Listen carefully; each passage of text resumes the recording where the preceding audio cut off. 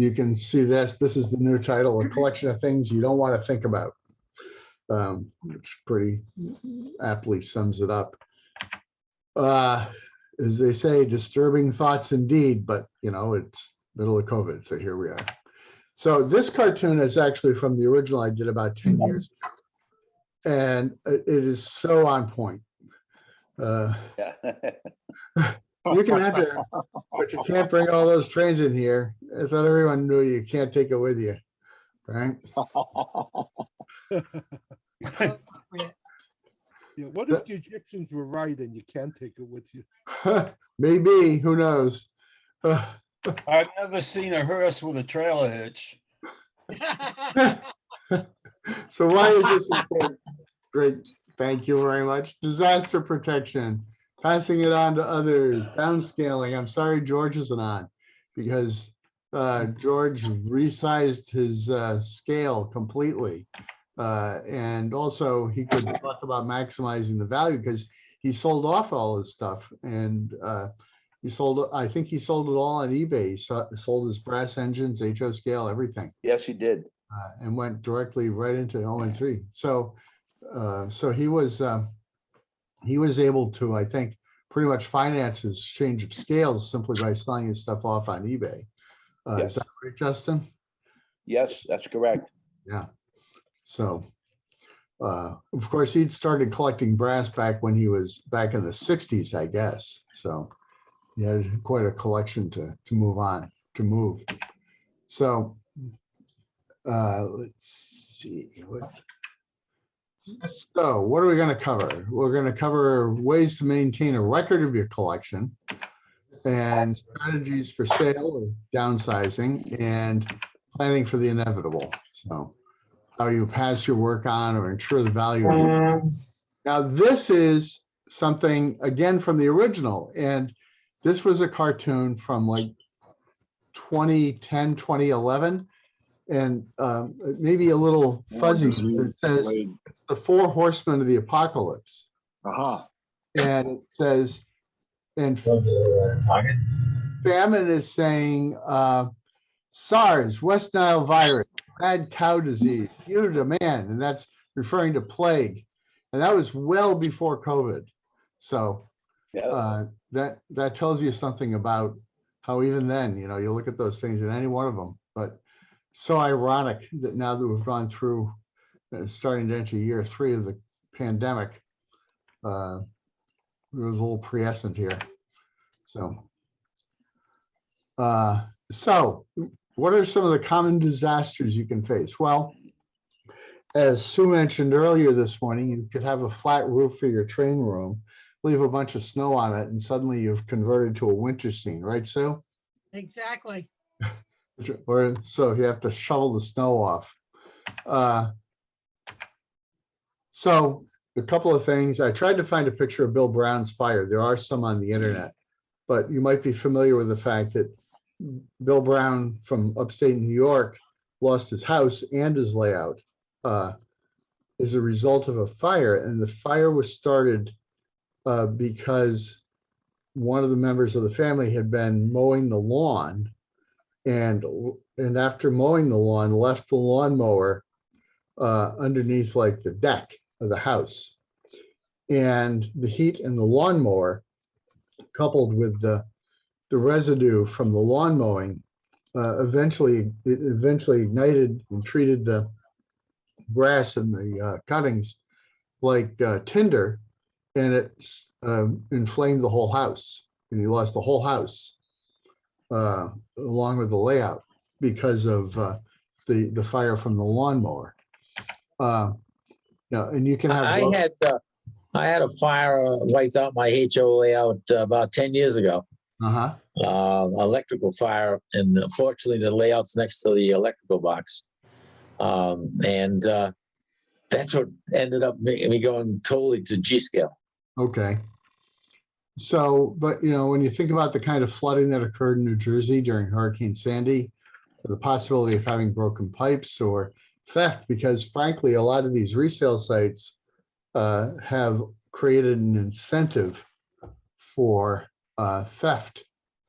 by allowing a quick and easy remarketing of whatever gets stolen. This was a fire in the Georgetown, I think it was Maryland Model Railroad Club. Lost $40,000 worth of equipment in that fire. And this is an example of a flood, the Platte Valley and Western Model Railroad Club. 3 to 4 inches of mud and water at the top of the storm. Can you imagine 4 inches of mud in your layout room and what that would do? So, a lot of electrical issues with that one. So that was a pretty big disaster. And this is for all you Garden Railroad folks. This club lost thousands of dollars of inventory. Somebody just cut the locks on the sheds, and the engines, transformers, they were all stolen, and they probably wound up on eBay. They left the most valuable stuff on the ground. Yeah. Well, Brass tracks are about $11 a foot. yeah. Well, Wow. it's hard to sell the track, to rip up the track, but the locomotives apparently were easy prey. So there is insurance available, and if you're an NLRA member, you should be aware that if you go to their website, you will find the insurance information, and it's very extensive there, and it has a lot of text and it doesn't explain anything very well. But basically, there's a plan where you can inventory your collection and just insure those items, or you can just get a blanket coverage for everything, or just the layout, which is, but it doesn't include the rolling stock. So apparently they think that somehow you're going to get all the cars and engines off. So I don't know. This is a relatively inexpensive program. It's Yeah, about $100 for $10,000 worth of coverage. right. Wow. So, and I know, Dave, you have it, right? Is that correct? Yes, Yeah. I do. It covers both the layout outside and inside, and the rolling stock. I did the blanket plan. Okay, so you might really consider this, because if something happens, if you have like a pipe burst over your layout, or this would cover a lot of the damage. Won't cover your time, of course, in replacing it, which can be just as frustrating. So take a look at that if you're interested in it. It's relatively inexpensive. It's a part of your membership, and it helps justify the cost of the ever increasing cost of being a member, as they say. So what else? Believe it or not, my homeowner's insurance covered my labor. They paid me $15 an hour to clean the equipment that was damaged, covered in soot on my layout. Really? Yeah, because they would have had to clean it under, as part of the smoke damage. Right. And they didn't want to touch it. So they hired you. Interesting.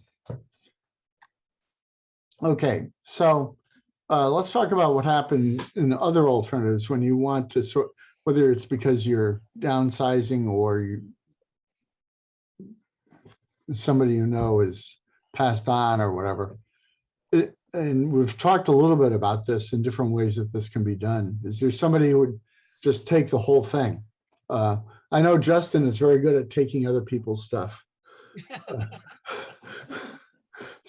So You got that right.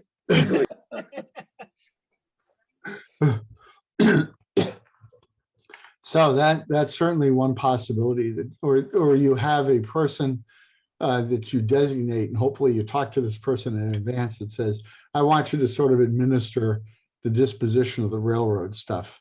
I think that's what Henry Pierce did. Is that right? I mean, Sue? I really don't know. Yeah. I know Mike Wilczowski did a lot of it. Mike did a lot of it. Yeah.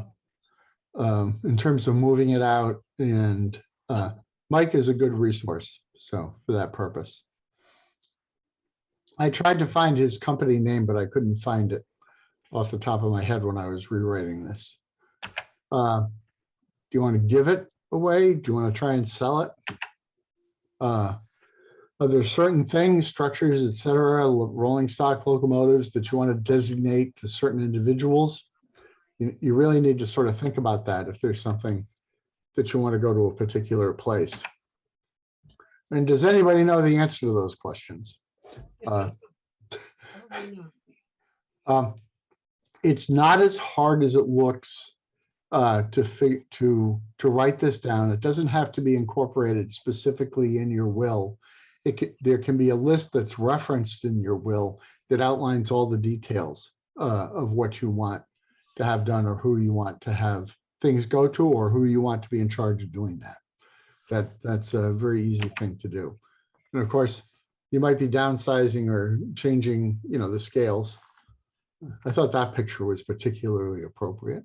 Yeah. This is again what George did.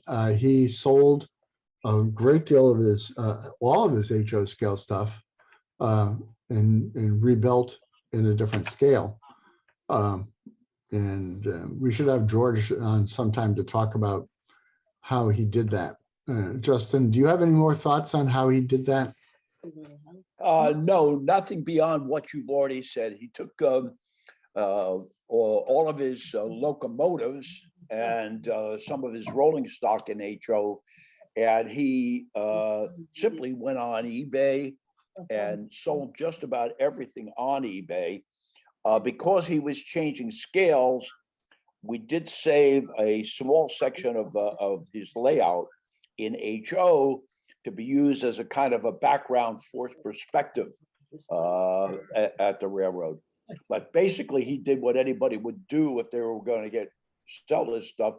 Well, I say anybody. He did not contact an estate buyer or somebody like that to take the whole collection. He sold the pieces individually. You're going to be in trouble. Yes. And I think that you can probably do better selling them individually, but it's a lot more work.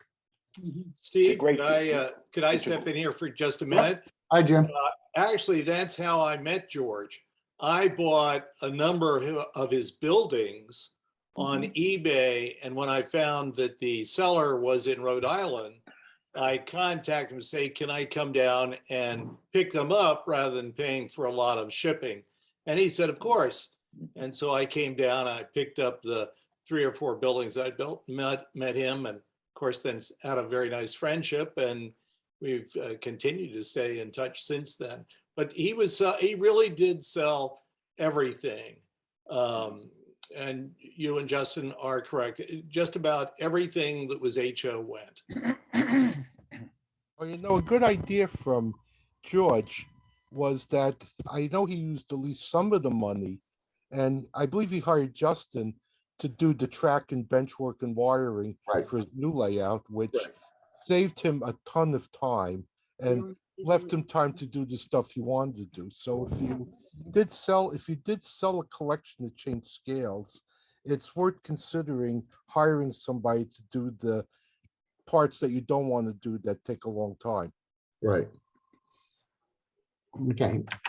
Some people move to a different location. I mean, Mike, you went through that. I mean, you moved from one place to another. You're in a condo, and your layout is in the downstairs family room, the finished part of it, right? Yeah, the new one is. Yeah, the new one is. One thing Paul Mallory wrote, which I agree with, is many people use moving as an excuse to start over and not make the mistakes you made in the past, but Right. instead make new ones. Right. Which is what I did. So, and I think this is the point Justin made. How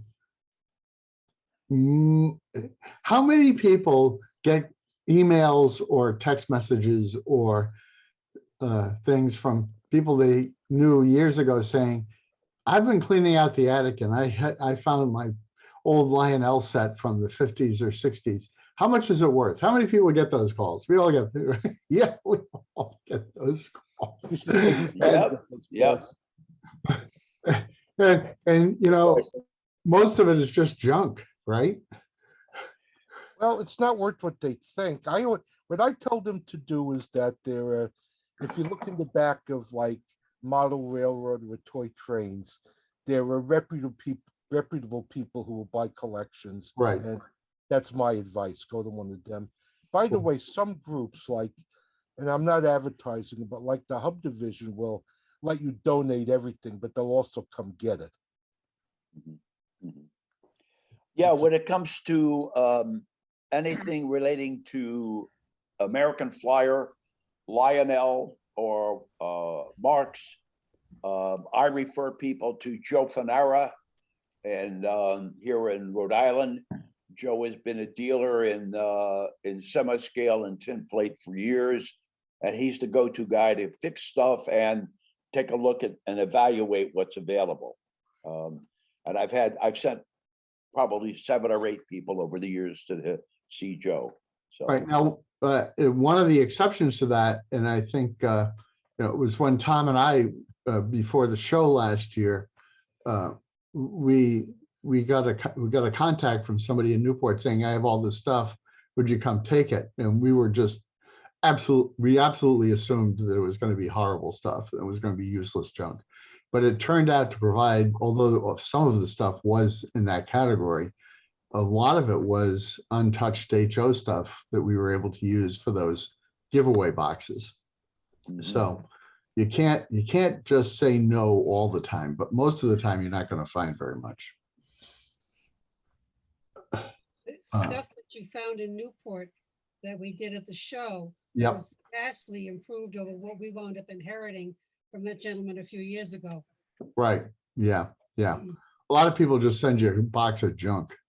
So Box, I think the stuff that we inherited, the box was worth more than what was in. the box of, right.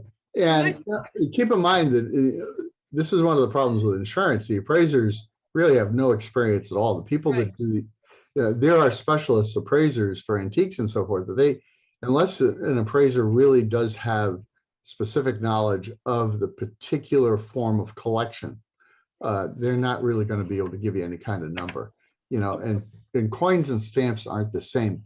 Many of those appreciate, but a lot of the model railroad stuff does not appreciate. Yeah. Maybe craftsman kits and so forth and brass do, but not a lot does.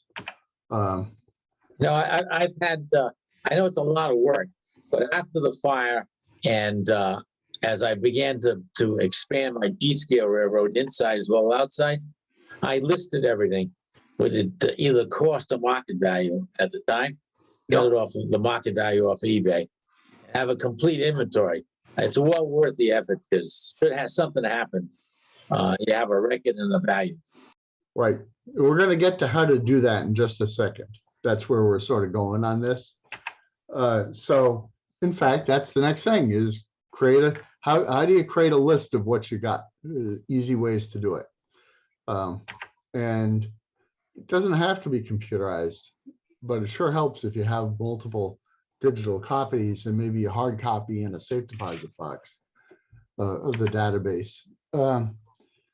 And it really involves listing the things that are most valuable. Not every figure, unless your hobby's list making.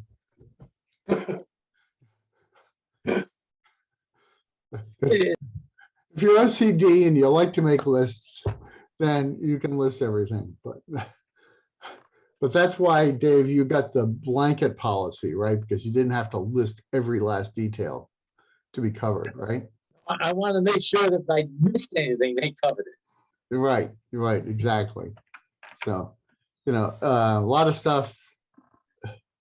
I got 20 bottles of paint, or I got 100 Vallejo bottles, or whatever. So you accumulate a lot of stuff in this hobby, and a lot of it really isn't really transferable. So you can use basically anything: word processor, spreadsheet, database program, and there are some specially designed programs for keeping inventory of model railroad stuff. So I did some research on that. Most of them are now a little bit older, but they still work. That's the key point. So simple homebrew database. it's a word processor table, right? Most software, Word, etc., creates allows you to create a simple table, and that table is very you can use it to list everything. It's important to think about what you want to have in the list out, is important. So as you can see in this little sample I made, you've got an item and who made it, the date acquired, purchase price. As you can see, the purchase price was $300 and its current value is $10, which may be more often the case. So a simple word processor will do it. But if you want to get a little bit, so you want the name, the date purchased, how much you paid for it, who made it, model number if you have one, estimated current value, which Dave, you got off of eBay, right? That's what you said you did. So you can look up the item on eBay and see what kind of, and don't look for the ones listed, look for the ones that were sold. Because it might be listed for $10,000, but sold for 50, right? And how you want to distribute it if you're planning this as an estate list, okay? And maybe a photo if you're really into it, but that takes a lot of time and effort. But it can be done on a simple word processor. And you might want additional information. So you might want to mention that it's brass or it's DCC or whatever, whether it's got sound, all of which will help you identify what value it's going to have as it moves on. So all you really need is a computer, a word processor, a camera, a phone, and the time to do it and accumulate the information. So are there commercial programs that will sort of help you do this? Yes. And many of them don't. I think the ones that I'm putting up here, none of them they're all free, which is nice. They may have a paid version, but you can at least start with the free. One is Yard Office. It's highly graphical. You can see from the screenshot, but it's Windows only. These days, a lot of programs are now cloud-based, like Office 365. Many of the programs have gone to a cloud-based approach, but some are still what we call native software applications, which means they reside on your computer. And in the case of Yard Office, for example, it's Windows only. So you can't use it if you've got a Mac. So you need to keep that in mind, that can be a limitation. But you can Google this and you can find it, and it's easily downloadable. Another one is this program called Easy Model Railroad Inventory. Again, it's shareware. It doesn't cost anything. Easy to use, but it's Windows only. They have not created what we call platform agnostic version of this software.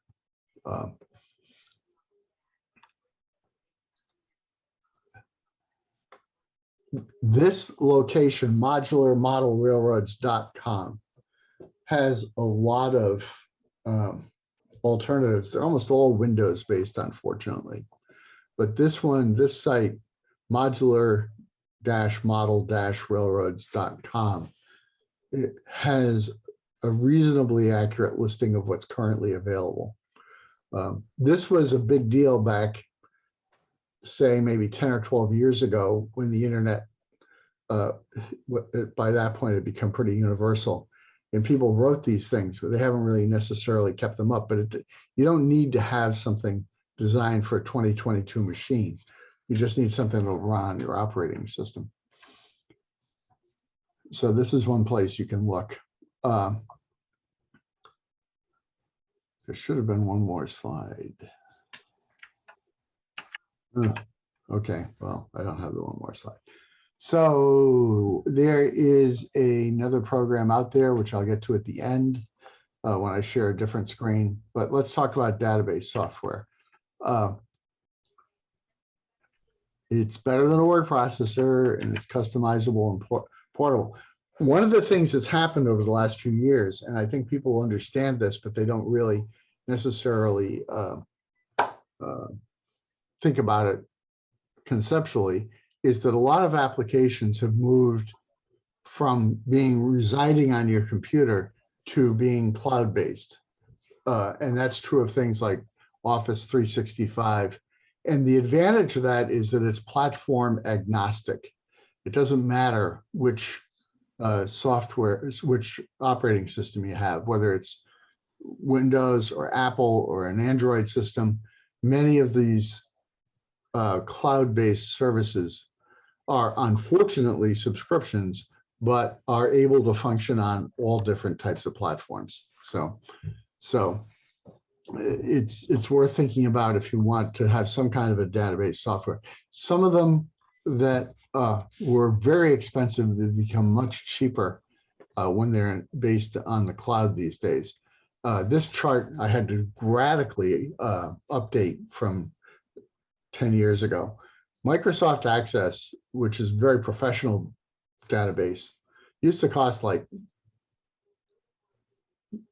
$600. And it was a strictly native application. It sat on your computer. But it now is a standalone product, cost $160, but that's more than you need to pay. Microsoft 365 is an interesting product because it has the database and it has Outlook, it has all the entire range of Microsoft business applications. And you can get it for one computer for $70 a year or $100 a year, and you can run it on 5 or 6 computers. FileMaker Pro used to be the program of choice for Apple and Mac users, and it's still sort of around, but it's like hideously expensive, so ignore that. Of course, you always have the free options, Google Docs, LibreOffice, which are office suites that are free and downloadable. They run on every operating system, and they have the full range of programs. So if you're looking for the cheapest option, probably Google Docs. I like LibreOffice as well because it has slightly more sophisticated functioning than Google Docs, and it can read just about everything in terms of file formats. So that's something to think about. And I hate to say this, I really do, but because I've never been a fan of Microsoft, but the Office 365 is hard to pass up because it's got Word, it's got PowerPoint, it's got Excel, it's got Outlook, it's got all these other things I don't even know what they are, including Access, and it allows you the greatest deal of flexibility because you can store all your documents in the cloud and use them on any system. They even have versions for iPads and tablets and phones, and you can run the same thing everywhere. So that's their attempt to create a pretty comprehensive set of programs. Like I said, I really don't, not my favorite. So, okay, selling options. Valuation is tricky. Some items increase, some items decrease. I have noticed that prices are not escalating as much anymore because we're all getting so old that we're not doing some of these things, and the market is shrinking, it appears to me. So when you have sentimental value, you're not going to get the money for that. So like our friends who have Lionel trains, they tend to overvalue what they've got. So let's see. So this was from one of the sites that buys collections, 25 to 35% of original catalog price for new or like new Martin era trains. So that should be a wake-up call in terms of what you can expect for valuation. So you can sell your whole collection to a dealer. You can become a vendor and keep selling them at shows for the rest of your life, or use eBay, or just give them away. I noticed a lot of people did that with our Secret Santa this year. Christmas. I gave away one of a kit that I thought I'd never want to build. And I got in return a kit I'd be even less likely to build. So it's already wrapped and ready for next year. What goes around comes around. So I think I'm gonna have like 5 or 6 or maybe 10 things in the Secret Santa next year. So you can give stuff away. So this is a picture of an executive for the Canadian National Model Railroad who died, and this is what happened to his layout. Right, that's the typical solution, right, Justin? Dave? Yes, I could speak to this issue at this point. I have personally been involved in disassembling 2 rather large model railroads. My own situation is such that I've talked to my kids about it. And yes, like everybody else, they think that the layout and the things I built are worth a fortune. And I've tried to tell them that, in fact, what they really need is what I have done. Both my kids are pretty well off, and they are not going to be interested in spending hours either talking to an estate buyer or putting things on eBay. So instead, I have a couple of sheets of documents that are in my safe, and they list several of you, as a matter of fact, people who could be called as their entry point into the world of model railroaders. When I'm gone, the first thing they're going to worry about is, what do we do with all this stuff, and how do we get rid of this layout in the basement? And I've been there with Sawzalls, one on the Cape, one up in Foxborough, and disassembling and giving away parts to different people. So I've only given them a glide path, who to contact in the model railroad community, who either can do something or refer them to someone else. The easy stuff is the stuff you put in boxes, all right? The locomotives and things like that. When it comes to chopping up a layout, when you call in model railroaders, they may sawzall out a section they want to save. Or as we did, especially in on the big layout in Falmouth, harvest all the structures, put them in boxes. And that was a European layout, and he was a member of the European Train Enthusiasts. So just about everything there was donated. That layout was built by the gentleman and his wife. She did most of the scenery. And I inherited 7 banker's boxes of scenic materials, which I use largely in building the 3 new sections for the ETE. And then I, in turn, took the rest of that and gave it to the ETE to use. So there's a number of different, I have no interest in doing a spreadsheet. I haven't got all that much, but I suspect that what'll happen is that some of you will get a call and say, here's some stuff to distribute or give away or put on a white elephant table, whatever the division wants to do with it. One of the things that Sue and I, several years ago, went over to Nutmeg and picked up a layout, you might recall. So from somebody, Yep. and it stayed in my garage for a while, and it was the most bizarrely constructed layout. The entire bench work was foam board. Wow. So even though the layout was fairly largish, like 4 by 6 feet, you could bend it and twist it. And so what we wound up doing was salvaging And a lot of the buildings and structures and details and other things that, somebody's got that thing on, that were on that layout are now parts of our N-scale modules. I know George took some of them, other people took some of them, and we repurposed a lot of it.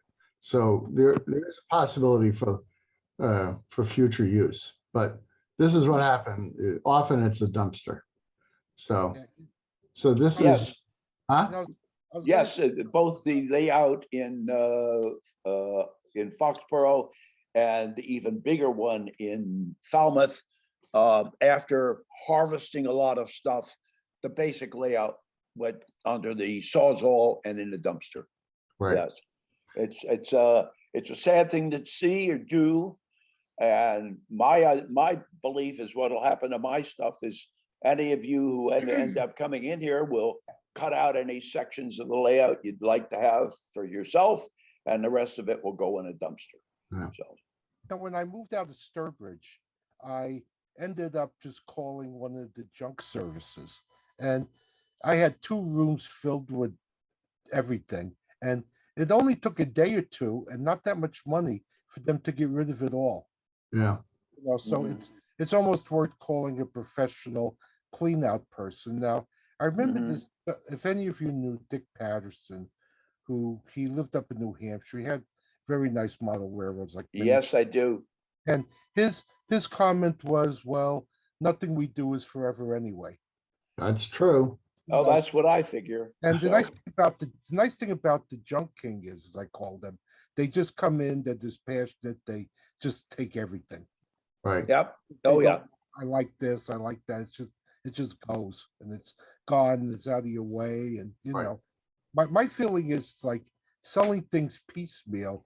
If you wanted the money, you should go get a part-time job at McDonald's. Exactly. Because you'll The, make more money flipping burgers. the layout that we disassembled in Falmouth, I should mention, was a combination job. 3 of us from the ETE went there. We harvested all the structures. We took up some of the track. We used a Sawzall to cut out 2 small sections, which we're going to build into modules to memorialize the man who built the layout. But the actual destruction of the layout was exactly as you mentioned, Mike. They called in professionals and they just cut up everything and got rid of it. Yeah, well, we at the ETE are dealing with similar issues, kind of related. And I mentioned this once before in one of our meetings, and that is that we have been recipient of a couple of collections. And one collection took 2 of our members probably close to 100 hours to create spreadsheets. Now, in that case, they used Excel, and they did spreadsheets on everything. And using a conservative number, they came up with about $37,000 worth of locomotives and rolling stock. And we've already sold to members mostly about $8,000 worth of that stuff. But Right. And that's one way to do it. The other way, of course, is to hire one of these people at the back of model railroader like this. yes, exactly. That just takes the whole thing. So, Yeah. so you can, some people did YouTube videos and says, this is what I'm selling. Here's a YouTube video. You can link a YouTube video, take a video of your collection, and then try and sell it that way. So really the best answer is whatever works best for you. Yeah, I'm gonna have to- Catalog, write down your instructions, and set up an inventory system. I just And want remember, you know, what we think of as priceless to somebody else is not so exciting. I have to leave you guys, so let me just say goodbye. I'm happy Bye. to see you. Take This care. is just about done. See you later, Mike. Take The care. point Bye. here being that we get enjoyment out of the hobby, and we spend money to enjoy ourselves and to give other people enjoyment in looking at the work we've done. In other hobbies, if you're a golfer, for example, you don't get back all your greens fees when you die, right? So So we sort of need to rethink about how we think about what we do. So I'm going to skip that. The main thing is tell somebody what you want done with it in writing, and you decide how you're going to do it. So this is the last picture. I do have a short video to share with you about Zoom because hopefully your brain is full. So I'm going to stop sharing this, and I